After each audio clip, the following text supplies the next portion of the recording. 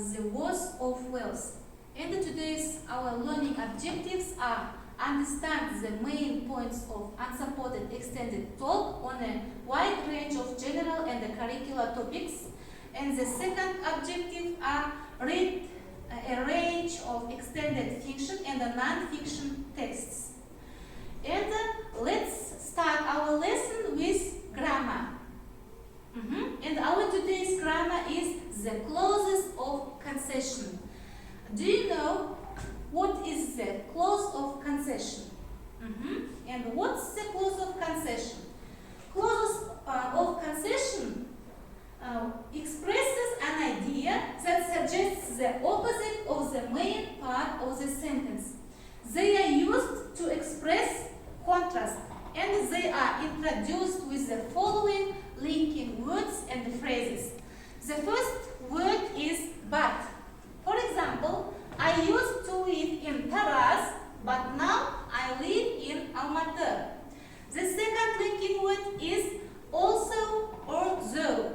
For example, also my friends liked it, I didn't enjoy the film. The third linking word is while and whereas.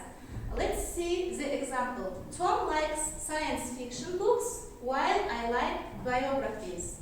The last one is despite, in spite of. We decided to go to the cinema in spite of the rain.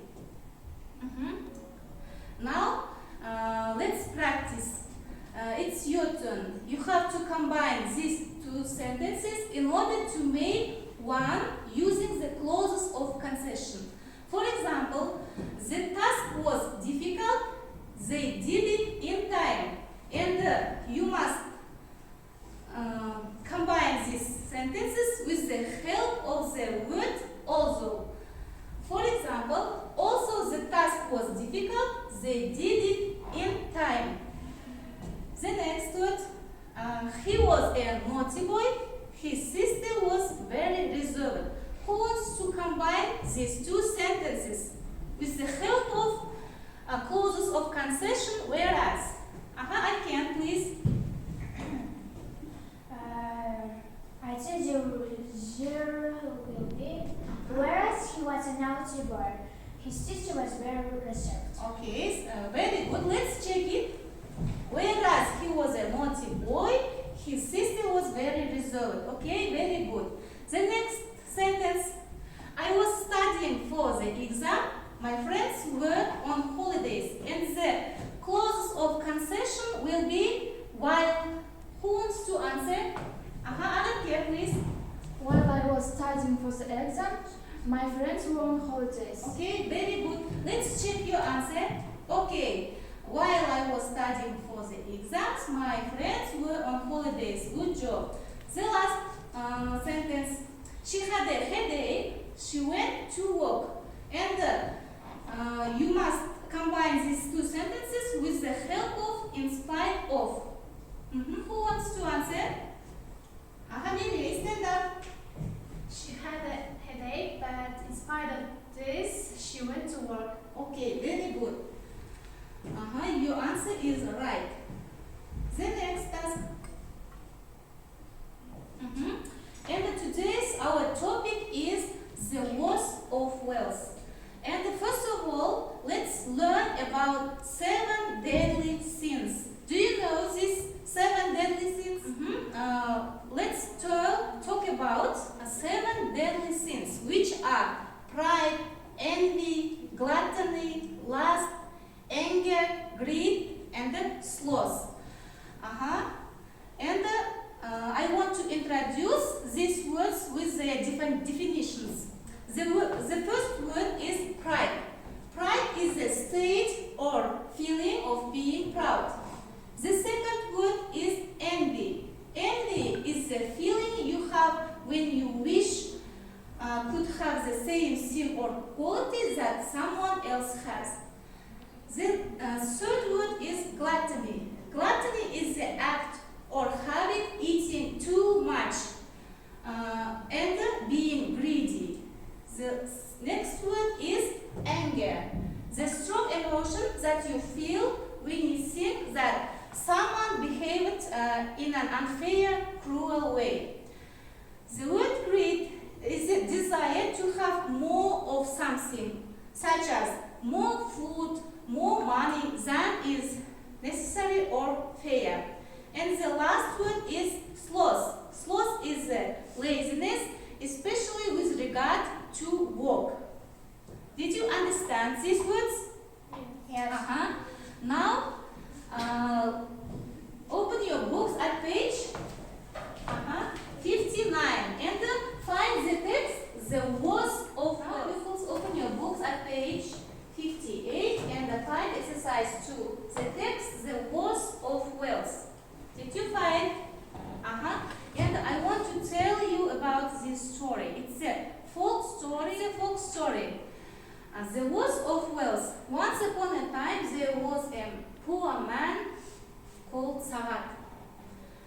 He was very poor, and his family lived in poverty. They had no money, no food to eat.